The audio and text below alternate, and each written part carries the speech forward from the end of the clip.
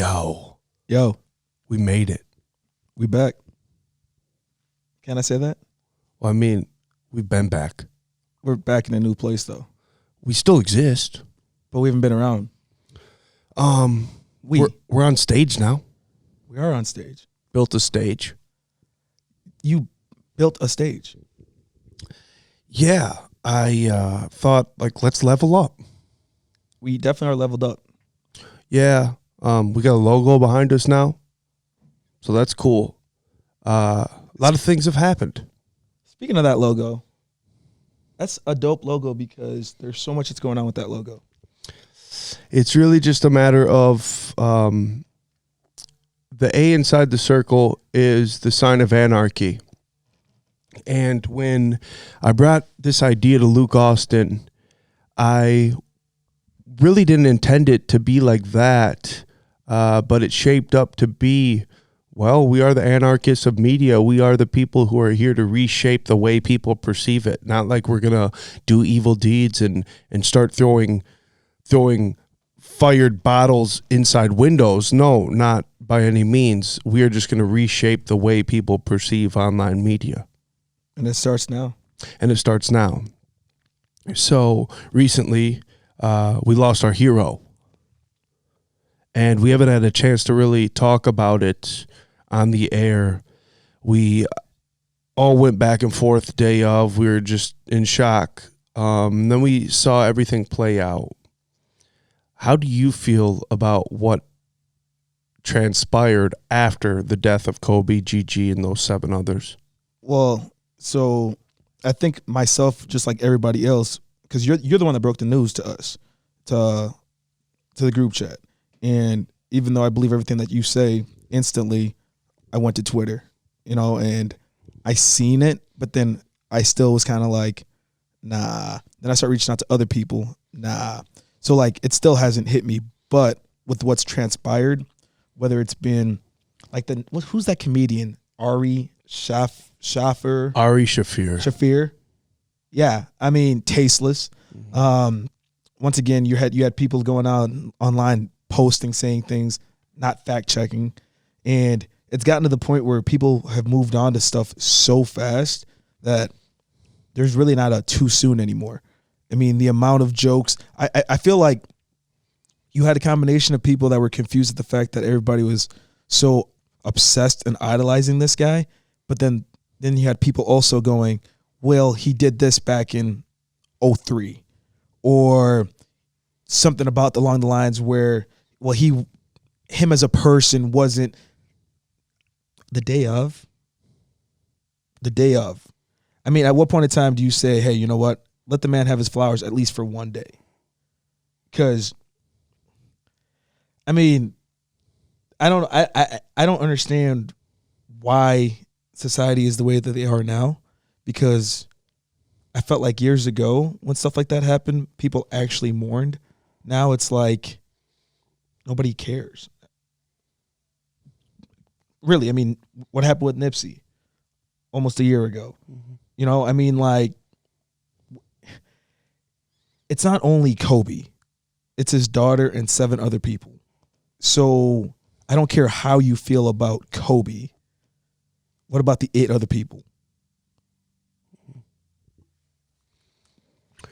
But I mean, how'd you feel? I mean, what's running through your head? Well, people fail to realize that Kobe Bryant was someone who his work ethic was a form of a father figure for me and many others who grew up without father figures. He showed me what it took to be great. He was that person I idolized in my number 8 jersey in the driveway every single day. Every single day. I had a very obsessive personality. And that's probably why the likes of Kevin Garnett, Kobe Bryant, Michael Jordan radiated with me, because of how obsessed they were with their craft. You see how I operate to this day. I am very obsessive. That's because I am competing with myself while understanding if I'm working while others are asleep, that is what will propel me forward. So when I see a man who I idolized as a spiritual figure, because that is the epitome of someone who knows how to dig deep, someone who plays that kind of role in your life to get their name ran through the dirt while their body is still warm, shows me who you really are, which is a dark vessel radiating on this planet, trying to take the ones who are trying to remain positive and yank us down to your level of existence. That right there shows me where we're at as a society. For people who say they want to be positive, but they're unable to forgive, we don't expect people to forget. But the ones that are unable to forgive, when someone did not continue to act in a certain way, this isn't about Kobe. This is about me. I have done dirt, but I have done good, so I am not remembered by doing dirt. Whatever happened to the road to redemption? People who are on the up and up still can't catch a break? What does that say about society and where people's heads are at? That shows me true colors, who I can even be around. Ari Shaffir made his bed. That dude's already losing money. He's done for. He's been dropped. Yeah, his management dropped him. As they should. Ari's always been that type to come out too soon. Tasteless. But at least be funny. Tasteless. Yeah. And when you have a figurehead like Kobe Bryant, who was just hitting his second win, 41 years old, already won an Oscar, he was about to take the world by storm in a whole different way. Not to mention his daughter was going to go to UConn, help them go on an 34-0 undefeated season. That's what Gigi was going to do. She was going to be the next Maya Moore. And for that to be cut off too soon, and for Ari to come out and say, oh, I didn't know there was kids involved. Bullshit, man. Like, take a break. Take a step back. Understand that shock comedy isn't always worth it. And see, exactly what he did is exactly what the problem is with society, because eventually what happens was people who knew nothing about anything came out the woodworks, and then they wanted to capitalize. And that's why we always talk about cancel culture. We always talk about those kind of people where, hold on, you have nothing good to say about the man at all, but you really want to attack the fact that something that happened back in 2003, that was 17 years ago. So between then and now, the amount of stuff that he's done with the rings, with the philanthropy, all that stuff, why are we talking about a night in Denver? Like, the body's still warm. And you also go back to saying, these are the same people when we talk about the road to redemption. Is this what we want from people? Because what's going to happen is you and I have made mistakes. We'll continue to make mistakes. But we're learning from those mistakes that we've made, and we're trying to become better people. That's how people should be looking at things versus the fact I instantly should have just been like, it didn't even cross my mind about the whole 03 Colorado situation, but people should have looked at it saying, man, that man has come a long way from that one stupid night. Bravo. You would think. Mm-hmm. And the list goes on. I mean, there's outside of just Kobe. I mean, it's one of those things now where everybody does that to everybody. I mean, I remember years ago when this lady was talking about Jay-Z. Well, he sold crack. Okay. He had to do that at that time to get to where he's at now. Who I hurt for are the sexual assault victims who are really taking the story that wasn't, the dark story that wasn't told about Kobe, and they're taking that and running with it at this time when an opportunity has been given with his untimely death. And I keep going back to perspective. So anyone who's ever been victimized, myself included, as I've grown spiritually, I've always hoped and prayed and just had the best outlook for my victimizer. You get my drift. Yeah. I want them to find it in themselves to heal, because hurt people hurt people. Yep. So when people have been hurt, I feel so much for them because I want them to find it in themselves for it to be okay to heal. Mm-hmm. Because when the death of someone who was accused of rape dies and that triggers something inside of you, well, it shows me that you have not taken the steps to heal. And I want that for you because I want this planet to heal, because we're in a very dark place right now. So when hurt people, that means dark people want others to be dark with them. Energy vampirism. Yeah. So I try to look at it from all perspectives, but the thing is, on the surface, it is people who are hurt trying to make others feel their pain. So I have to look at it like that. And you want to know what? As much as we hate it, as much as it grinds our gears, that's the only way we can perceive it. So how do we go about with the conversation? People will try to shapeshift your hero. Unfortunately for them, I'm calloused. I'm rock solid, baby. That man played a role in my life that he didn't play in yours. You can't tell me nothing. You can't tell me nothing. So, me being sound with who I am, where I am in life, understanding where you're coming from, it ain't going to work, baby. It ain't going to work. And see, and that's another thing too, where it's just the role that he played in your life and my life and the majority of the people that we know personally is not the same role that he played in someone else's life. Allow us to appreciate the fact that he essentially, we grew up with Kobe, right? Like that day when we were FaceTime and we had grown men crying on the phone, it was just one of those things where it's like, not only was he our idol, he was like our brother. We never met the guy, but it was one of those things where when we were in school shooting hoops, out front shooting hoops, in the office shooting hoops, crumpling the paper, Kobe, he was right-handed. But you know what I mean? Like, it's one of those things when you think about that, that stays with you. They talk about the Mamba mentality. Exactly. And that's what raised me. Back to my point. Buddha was a mentality. There were multiple Buddhas, okay? There will be, like, Kobe was a preconceived reincarnation of Michael Jordan because of his mentality.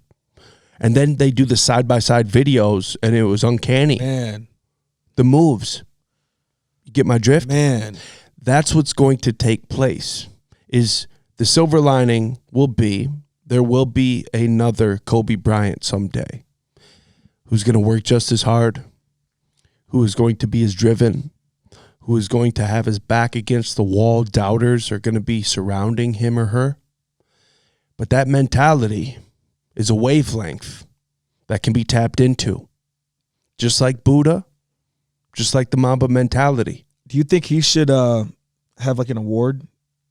Not like an MVP award. Obviously, there's the MVP because like you said, the Mamba mentality. Like, who embodies the Mamba mentality? That should be an award, because what happens now, especially with the league, you have the load management. You have the guys that don't play the back-to-backs. Kobe, like, as crazy as it sounds, what happened with Kobe would have been like, all right, man, we're playing today. All right, we're playing the next day. We don't got to cancel nothing, because that's how his mentality is. And he's one of those guys where, and I listen to him more now than ever. And it's so bad that we do that, because it's like we don't appreciate it when they're there. But then when you start listening to the kind of stuff that he's been saying for all these years, he's going, yeah, man, I'm at the gym at 4 o'clock in the morning. The next person wants to get to the gym at 10 o'clock in the morning. That's not how I'm built. And then I have some of my teammates say, oh, well, let's step out the night before. And Kobe's like, matter of fact, okay, I'll step out with you because that's what you want to do. And then the next morning, he calls him up. He goes, all right, let's go to the gym. Come on, man. No, it's my turn now. You know what I mean? But like that's the kind of guy that he is. So you feel like the NBA, because they talk about doing the logo, but I mean, which I don't see that happening. I really don't. As an organization, as a corporation, they have to come to an unbiased conclusion. Unfortunately, yes, that's what we would want, but that would be a very biased conclusion. The NBA logo has been what it has been for a very long time. I believe Jerry West is the logo. He is. So to immediately jump on that would be too soon. And he's still alive. It would be very biased. Because you're talking about there will be uproar, especially in today's cancel culture. There will be an uproar from that's like people freaking out about Michael Vick being acknowledged as a football player during the All-Star game on Sunday. Man, people came out of the woodworks for that one. Notice how they just simmered down while the guy justice is served. He goes to prison. Okay, he comes out. He ends up having a couple phenomenal seasons for the Eagles. I know he played for the Jets as well. And where were they? Where were they? They just went silent. And that's the thing is people pick and choose when they want to be offended. And that's got to die because it means it's all about you when you want to be offended instead of actually being distraught and trying to seek justice in your own right. Like when you get offended by the Kansas City Chiefs. The Kansas City Chiefs have been around for many years. Now they're going to go to the Super Bowl. Now all of a sudden, I'm offended by that. So you're offended now because they're going to the Super Bowl? Or have you always been offended, but now you just want to choose to speak up? What is it? That's the craziest one is people trying to cancel logos, right? And warrior chops. The North Dakota Fighting Sioux had to change their name to the North Dakota Sioux. That one I kind of understand, but the people don't really acknowledge the dark history where the Comanches, the Sioux, my family's from Lakota Sioux tribe, where they were a warring tribe, okay? They weren't just fighting with the white man. They were on a land grab. The Comanche would roll in, they'd rape and pillage, and you were either going to join them. They had like basically a blueprint of who they killed. They would kill like any male older than 10, and they would kill they would just basically wipe out history for these other tribes. And then they would keep kids that were like a certain age and things like that, and women that were fertile. But they were rapers and pillagers as well, man. Mm-hmm. And if we're going to start forgetting our history, well, a point I made was, why don't we push for the renaming of all professional sports teams to native names? Because if we're going to get rid of an X-nay, man, that's the white man winning. And they'll be forgotten. Exactly. Forever. So what point is trying to be made here? Oh, it's out of respect. Well, we got to get rid of the good old days. The good old days are gonzo, man. The majority of people are good people. I'm so tired of this cancel culture expecting the worst out of people. When you have consumers at a Kansas City Chiefs game doing the warrior chop, that is as a unit. That is a collective. They're going to battle on the football field. Same thing down at Florida State. That is tribalism to its finest, where those boys who aren't getting paid at all are going to war with the University of Miami, Florida, Georgia, Alabama. They're going to war. They rep that logo hard. They rep that logo. There's pride to it. So if you want to call that racism, oh boy, you better redefine what you even consider as racism. And who's actually making the call on what is racism and what is not? Me as a white man, I can't say it. You can't. You know what I'm saying? Sorry. I can't. But here's the deal. People fail to realize, like, culturally what I grew up with, and I have a perspective through experience because I've seen it firsthand, and all my best friends are minorities, but I can't say that. You get my drift? Yeah, no, I know. all the while, they won't skip a beat if I go on a rant to go at KROC, to go at Town Square Media for their, their race mongering and their race baiting stories they do, with how they word things when a minority is shot.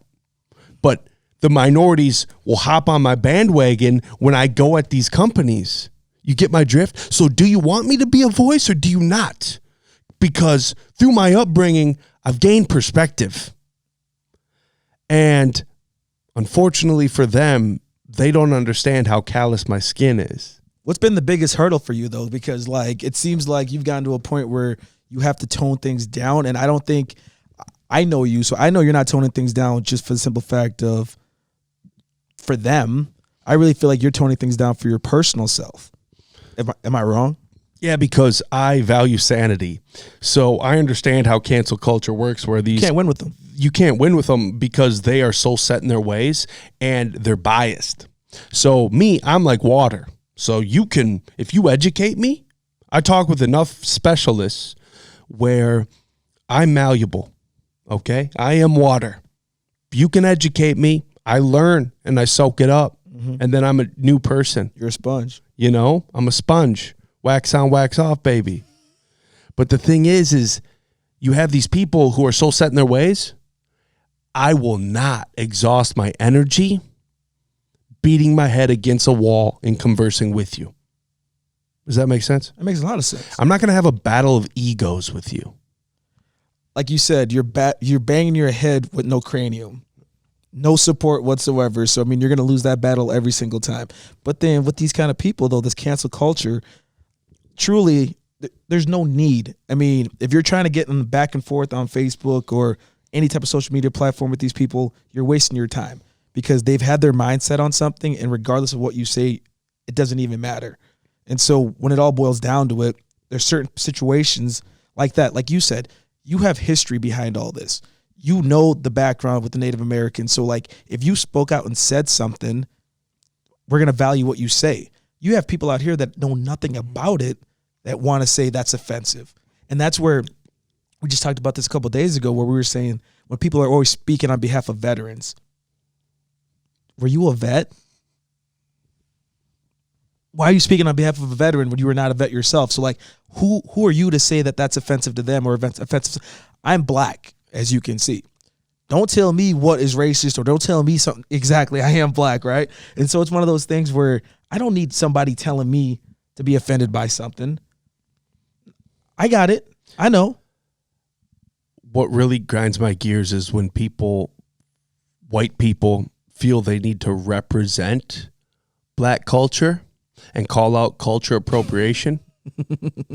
Where, hold on a sec, my friends, my partners that are minorities are too goddamn busy to be offended by bullshit like that. When people start trying to go after employers because one of their employees wore a certain headdress on Halloween, you got too much time on your hands.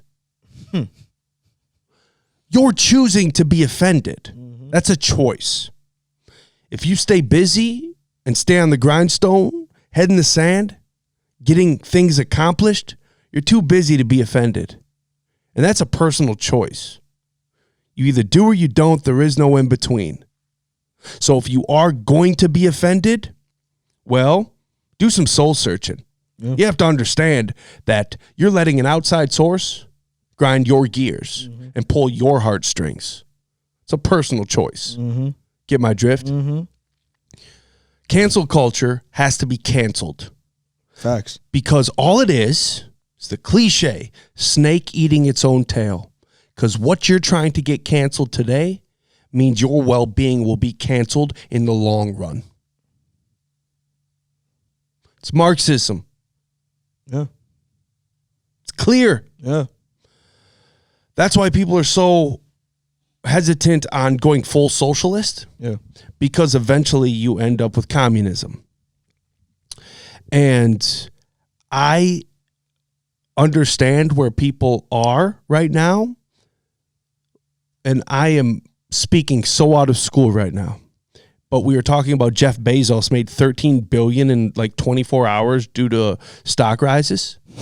We're talking a man who only owns 18% of his company I think it's like a $2 trillion company now. Okay.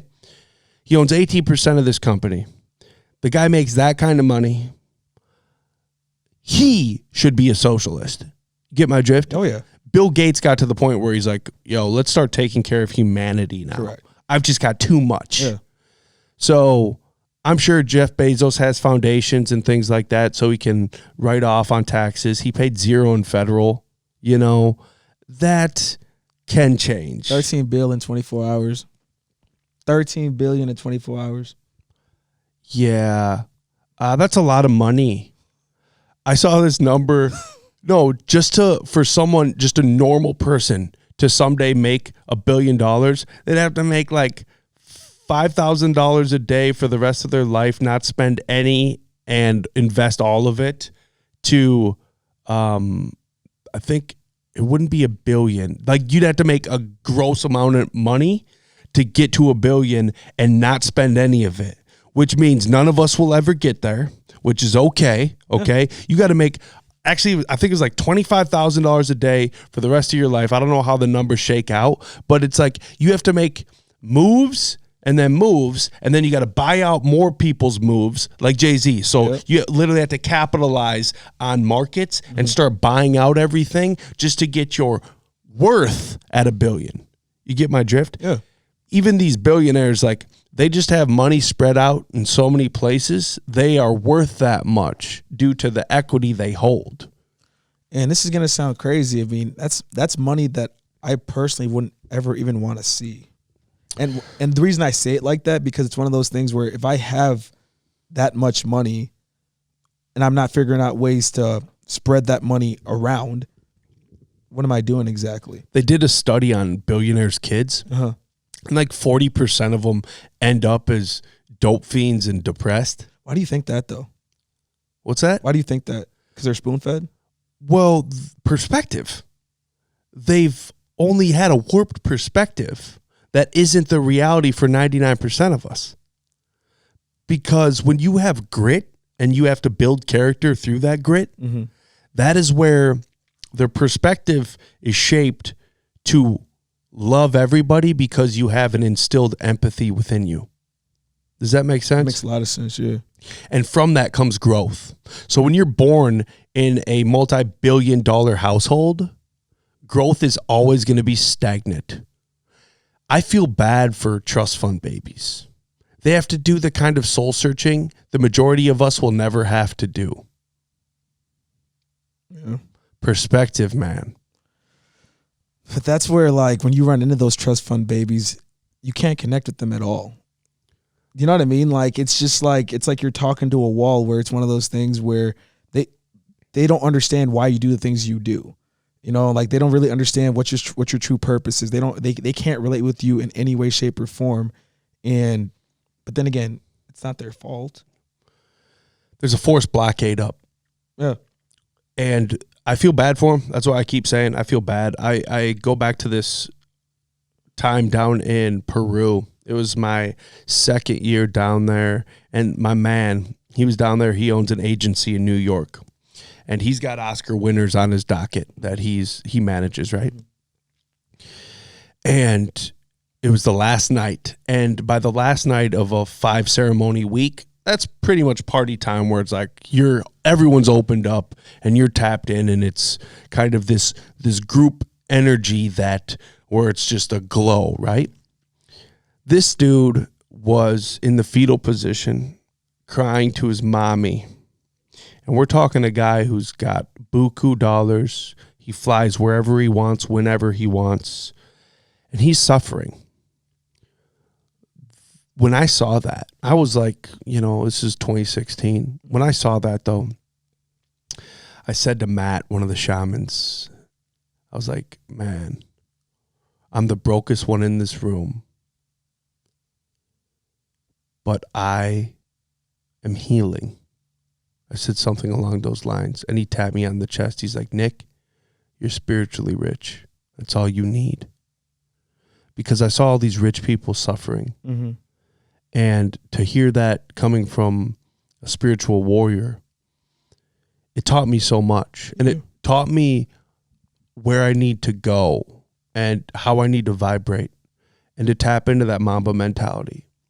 So when I'm at the gym at 10:45 at night, they're shutting off the lights, and I got 5 minutes left on my 35-minute elliptical ride. You know what I'm saying? Balls to the wall. I'm already on resistance 7. You know what I'm saying? Mm-hmm. I keep playing back. I'm doing this because other people aren't right now. I'm doing this because other people aren't. I'm spending the hours in here because other people aren't. I'd finish one operation on this thing, and then I'd go sit on that couch, and I'd just sit there for 45 minutes. Nothing going on, no lights, nothing, and I'd just sit there, and I'd just mind melt. What is going to be the next move? You get my drift? How can I grow this thing? And who can I connect? And when the universe starts connecting us with one another to the point our two producers came from the same dance group and we didn't even know it. But you know what I'm saying? That's the universe talking. And it's a beautiful thing. So when you and I get separated, we're not separated.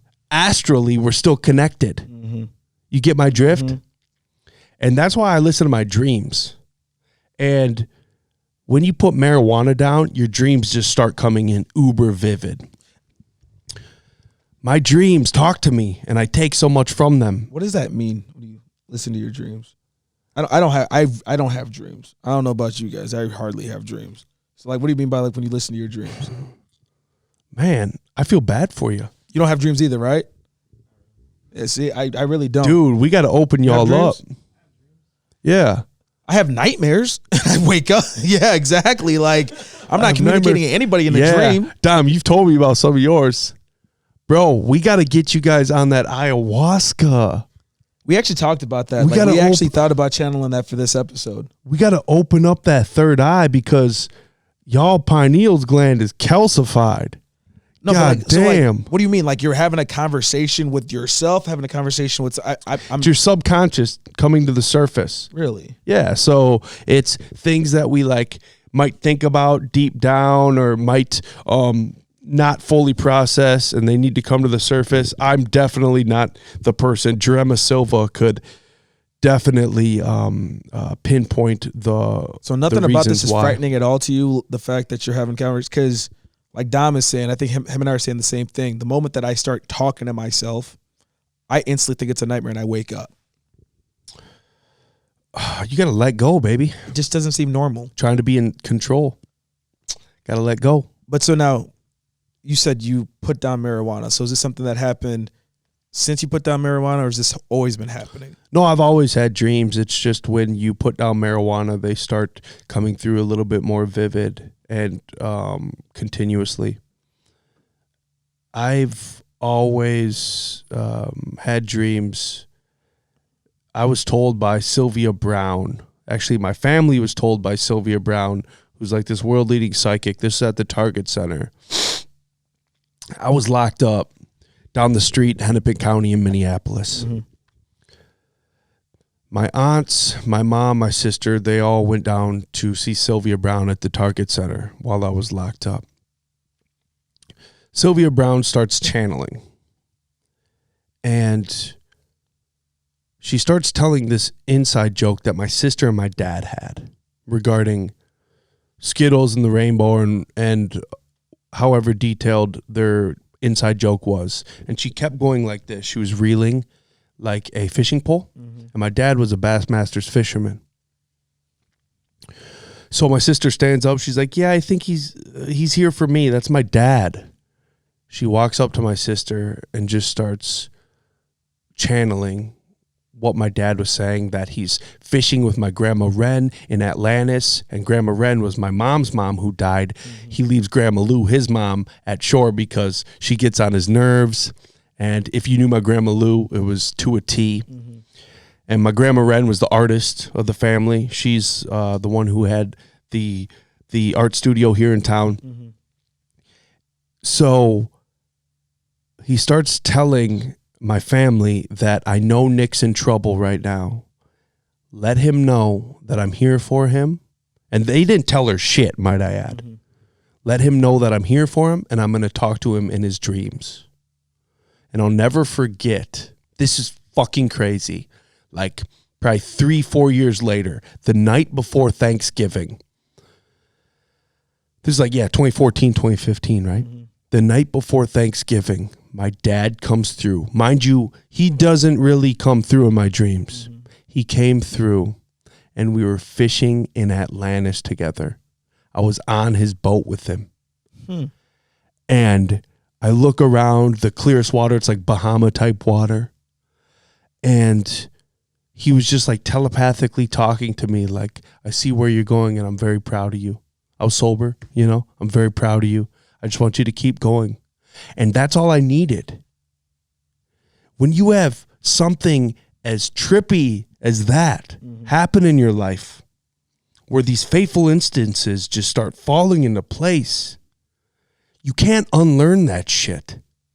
So it's my duty to take those messages and bring them here to the third dimension so people can hear these stories and they can take out of it what they will. Mm-hmm. But what you can't take from me is the fact it happened. And it is my reality. Yeah. It's changed my existence. Do you believe you have to lose somebody to step your game up? Tragedy always brings on growth. Because, when we come back full circle with this whole thing that's been going on lately, it feels like people have stepped their game up, but for how long? You know what I mean? That's for them to decide. Because, for you made a decision before the whole thing even happened, and it just seems like it's going to sound bad, but the moment that this has happened, now you're 10Xing it. Yeah. The death of Kobe was a blessing for me in my life personally. I lost a father figure, another one, and I needed that to happen. I have already, my gym locker, for instance, is always number 24. 24 hours in a day, Boomtown Nella's number, Kobe's number, you know what I'm saying? Mm-hmm. Where I have to maximize and squeeze out all that juice within that day. So when I get 4 hours of sleep and I start my day here and I end my day here in the studio, that is where I'm putting in the work that you'll never be able to take from me. So anyone who thinks they're competing with us, since we started our podcast coming up on 3 years on Monday, anyone who thinks they're competing with us has it twisted because they're the Jalen Rose. We're the Kobe Bryants. You can't take away the work I put in. Good luck. Yeah, and it's evident here, as you can see right now, man. So just, I'm going to tell you this right now. So this week has been a week where the moment that I start to feel happy, I instantly think about Kobe. And then I tell myself, and you can help me out here real quick, but I tell myself, why am I happy? Kobe's not here. And I seen a meme like that too after the fact, and I'm going, am I the only, and I think a lot of people are obviously dealing with that because it's like, he diminished. It wasn't premeditated. It wasn't gone. Mm-hmm. How am I even remotely laughing or smiling about anything right now? Does that make sense? Dude, why aren't we wearing shoes right now?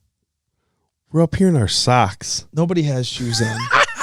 Everybody took their shoes off. Nobody. Y'all are so respectful. Well, it's your house. Y'all are so respectful. This is the house that Kobe built. We should really get a portrait. Well, I've been looking at them. We're going to have my man from Top Shop who cut the A out for us. We're going to get a big 24 over there, I think. Backlight it, backlight it purple. Yeah, I think we could do that. Yep. We also got to figure out a place where we're going to, because this is technically Rochester Lapidary Jeweler Studios. So we need to blang, blang. Blang, blang. Some of that blang, blang, blang, blang, blang. We got to start getting like princess cuts. Yes. Diamonds. Yeah. So we've got to figure out where we're going to strategically place everything. But yeah, man, I think not to derail what you were saying, you deserve happiness, Timmy. And we talk about this quite a bit, a lot. It's not even about me. It's about the fact that like I'm looking at you where I'm saying like what we're doing right now, this is amazing, and then it just comes back to just the fact that it can all be taken away, and that's the stuff right there that's hard for me to grasp because I'm just visualizing, seeing people are doing good, people are doing bad, regardless, it's gone. Because like the biggest gripe is the fact that like when you think about certain people, you think they're immortal, and I can say that he was a person that was on the list of being immortal in my eyes, in your eyes too. So that's where, if things can just end like that, I mean, what exactly are we doing? Well, if we have time to question that, we need to be doing more. Life is finite, and maximizing each given moment is so important. That's why I tap into like the Jim Carreys of the world, who, when he's not acting, he is creating phenomenal art. We got Dominique over here. We got Ryan over here, where these dudes are always expressing themselves in one way, shape, or another. And that is God's gift. That means they're creative vessels. Get my drift? Mm-hmm. That's what I try to summon out of my own self. Always be creating something. So I've built this space so we can always be creating more. So we can literally be doing more. So my guys can come in here, set their cameras up, set up all the lights, and do a TikTok of a new dance they got coming up. Whatever. You know what I'm saying? We've created the space so you can shine. Well, no, I feel bad for the people that don't know you, because everybody needs a person like you in their life, in their corner, because the beautiful thing with you is you're creating so much for the people around you, and you're really saying, guys, I will do the things I need to do to create this. You guys take it and run with it. And that's where it's like you're constantly just putting so much on your plate, but getting it done to the point where it's like once you accomplish it, you move on to the next thing so effortlessly. And I'm just going like, we need more people like you, bro. And that's not even trying to like just big you up, but it's just like, it's remarkable how, bro, like, the amount of knowledge that you have in that head of yours, whether it's sports, whether it's history, it's remarkable. And then the amount of people that complain about not being able to accomplish one simple thing, it's just like, I don't know. It's wild to me, man. Like you're a dude that just, you essentially can do it all. Yeah, that's on them. I just try to focus on myself, what I can get done today. And I am slowly learning that my mind state can't be cut from a cloth. You get my drift? Oh, I know. Just like Gary V. Yeah. Bro, there's only one Gary V. No one can hustle like that dude. You know? No one can hustle like that dude. So people try to be the next Gary V. Well, they're already swimming uphill backwards with weights on their ankles. You know what I'm saying? It's just not going to happen. You have to be practical with who you are and the purpose. Try to do that. It's impossible, bro. Doing a backstroke uphill. First of all, there's no way to swim uphill because it ain't happening. I can't swim right? regardless. It ain't happening. So, oh, damn, Timmy. How are you going to put yourself out like that? I'm saying, I can't swim regardless. You're talking about that. I can't even swim either way. No, check this out. It's actually known that black people are just not as buoyant as other people. You guys are like stones in water. And how I found this out before I heard that statistic, we were up in my cabin, and my people who don't know, my my second stepdad, who is still currently my stepdad, Sid, he's black. Yeah, I know Sid. And he's the man. But I watched him try to swim up at my cabin before we sold it back in the day. Wasn't happening. Wasn't happening. And this dude's a veteran, you know, it just wasn't happening. I don't know how we got through camp. Bro, no, what was I gonna say to you? No, so he did piss me off though, because this dude won our fantasy football league this year, and then turns back around and then we play poker. I didn't play poker, and then wins poker. And I'm sitting here looking at this dude. I'm like, you're winning way too much, bro. You're winning way too much. And then now you're trying to tell me that black people can't swim. You said you can't swim, and I gave you a statistic. And speaking Y'all of, just ain't buoyant. It's okay.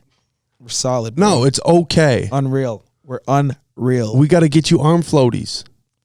That's not gonna work, my G. Well, they can't fit around your big ass fucking arms. Could you imagine Timmy with orange inflatables, bro? Oh my God. Unreal would have to custom make you some, dude. Oh my gosh. Take all day to blow those things up. You hit me up. I'm still blowing on them at 9 o'clock at night. Oh, dog. No, but it just goes to show people have specific purposes in life. There are color commentators and there are analysts, strategic analysts. Booger McFarland. Booger McFarland. He got fired, didn't he? Did he really? Yeah, he got fired. You got Booger, because what you're getting, you got Booger McFarland, you got Tony Romo. Yep. And Tony Romo is Savant. all of the above. So Tony Romo, yes, Tony Romo is the Kobe Bryant at what he does.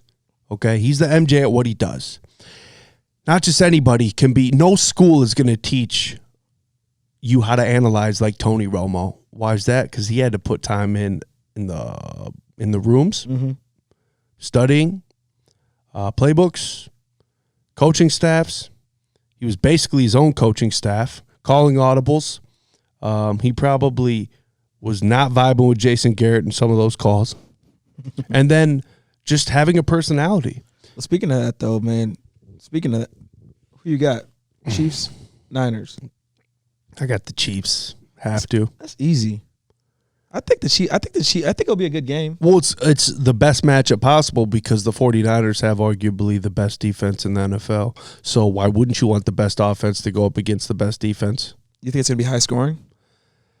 I've been thinking about that, and I could honestly see it being like a 24-21 game where it's struggle in the first quarter, maybe a couple touchdowns in the second quarter, maybe a struggle in the third, and then it comes down to the wire in the fourth. It could. That's how Super Bowls typically go. Are you going to be eating chicken wings? As long as there's not gluten involved. I can't have gluten. I'm allergic. Since when?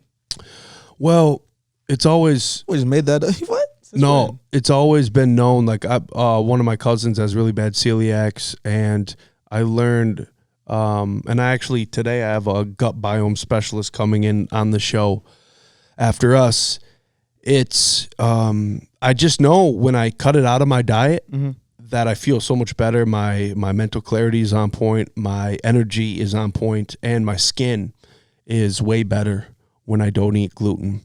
And gluten's like a gum, dude. We shouldn't be eating that shit. And it's just how it's wheat that is like basically lab made. We shouldn't be fucking eating in a nutshell, you know? And that's just my own personal choice. I mean, chicken wings with gluten. I'm telling you that right now. Dude, to be honest,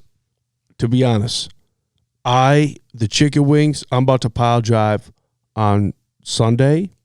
It's going to be perverted. The amount of bones I'm be feeding to my dog.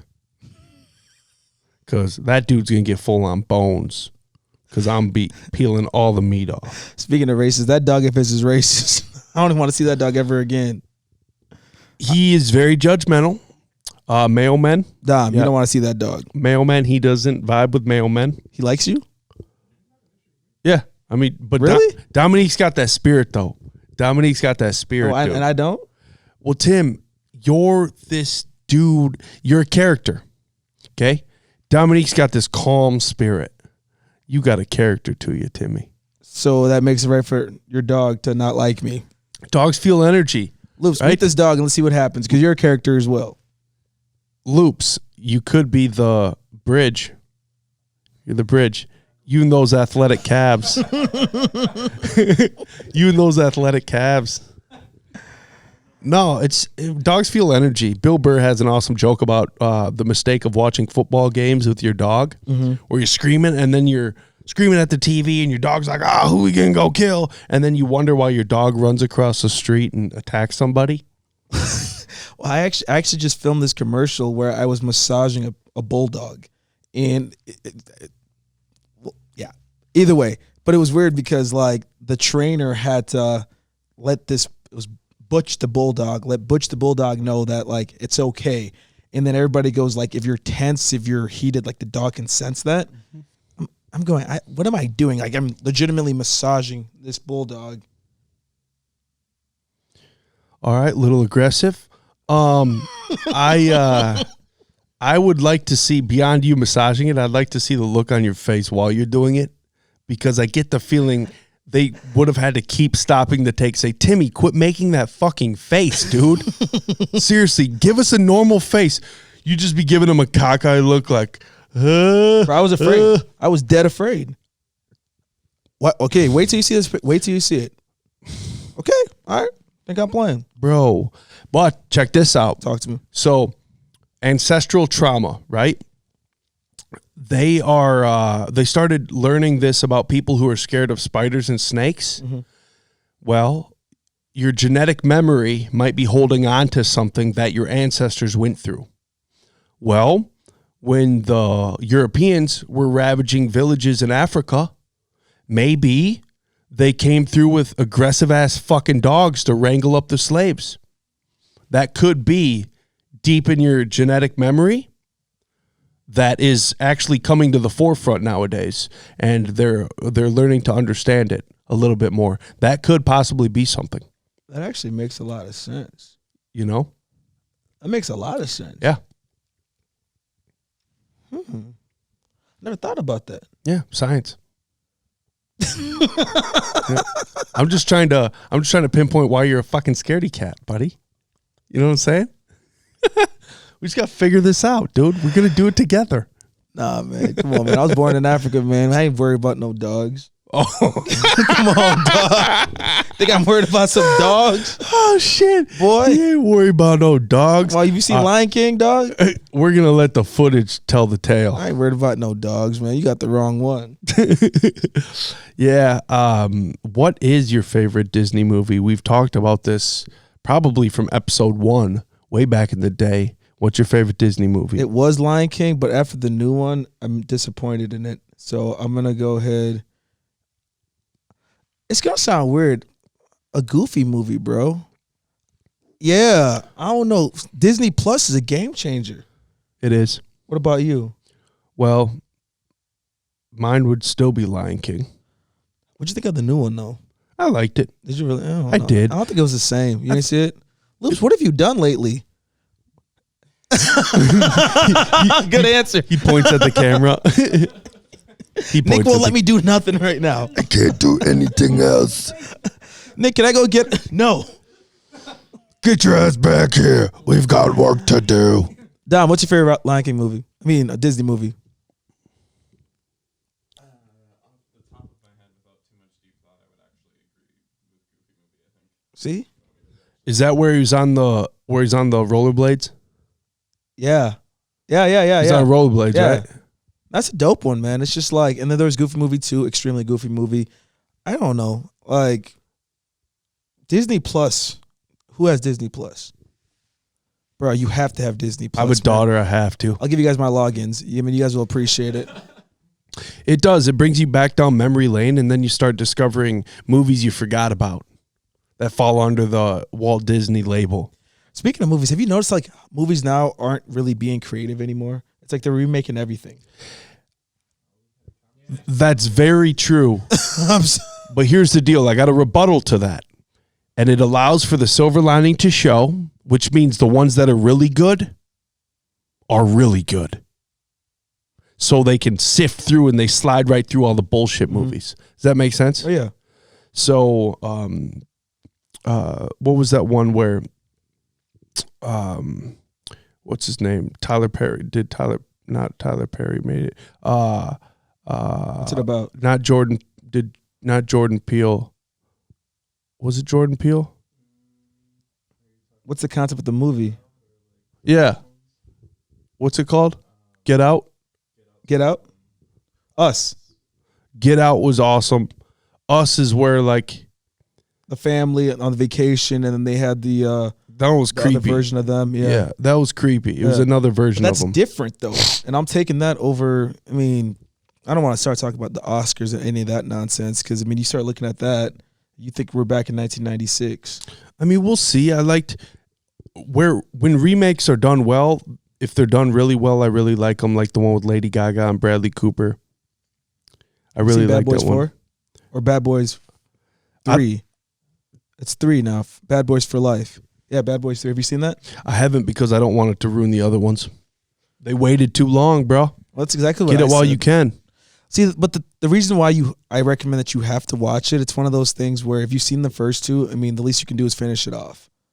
And they did a good job where they embraced the fact that they were old. Mm-hmm. You know what I mean? Like they weren't doing these other movies where it's like Lethal Weapon 4, you had Danny Glover trying to do stunts. Yeah. Like, bro, you're 50, 60 years old. Nobody's buying this. Yeah. I think you'd appreciate it. Okay. All right. Well, Timmy, it's the Astral Network, baby. Brought to you by Rochester Lapidary Jewelers Studios, the Astral Network. We are the stationary astronauts. Shout out to Unreal Co. Let's go. Shout out to Hive Clothing Company.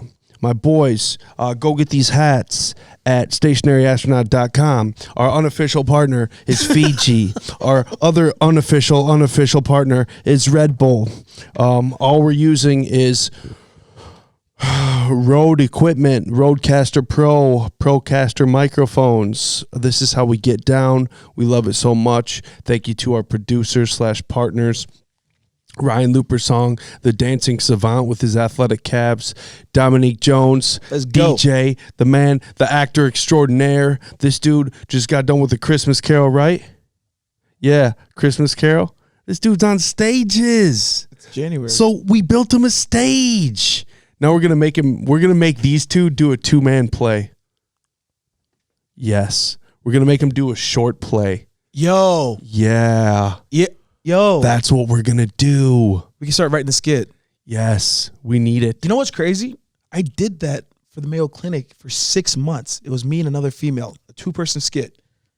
Getting paid. Did you really? Yes, it was. That's wild. Oh my gosh, I'm old. But yeah. True story. All right, we're doing it. We need our boys to give us a play. You can use puppets too. Yeah, puppets. Because Muppets? No, we're not. Mop heads? No. We can use mop heads? Chia pets. Chia pets? We have one right there. Can you bring that up here? Yeah, we got Bob Ross up in this.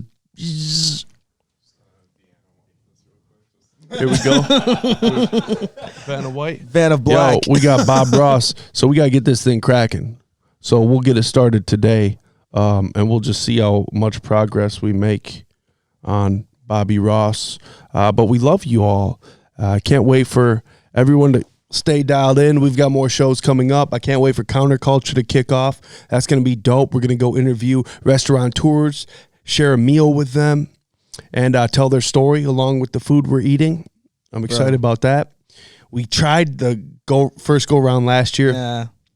Didn't really work out with how we were doing it. No. Set and setting just wasn't on point, but we're going to take this bad boy on the road. Our first one-off starts next Friday with Nerd, N-U-R-D. That's going to be a cool series. Smoke Machine gets in today. That's where the Tryptamine Palace kicks off. All the lights cut off. We just got nothing but the blue lights. I got goosebumps as he's talking about all this stuff we got planned out. Yeah, so it's going to be very interesting. This is going to be a network that is Astral Network, to explain it for people, is the umbrella company for everything creatively that falls underneath. So Stationary Astronaut, we're setting our pride aside. We're just going to have that be a leg for the Astral Network, along with other shows we're all going to be curating. Get my drift? Mm-hmm. And the whole point is, so we created a space so people can come in, bring an idea, and let's see if we're going to run with it. You know, I really like the idea of content creation and where we are with the internet. So let's start creating shows. Let's go. All right. Love you guys.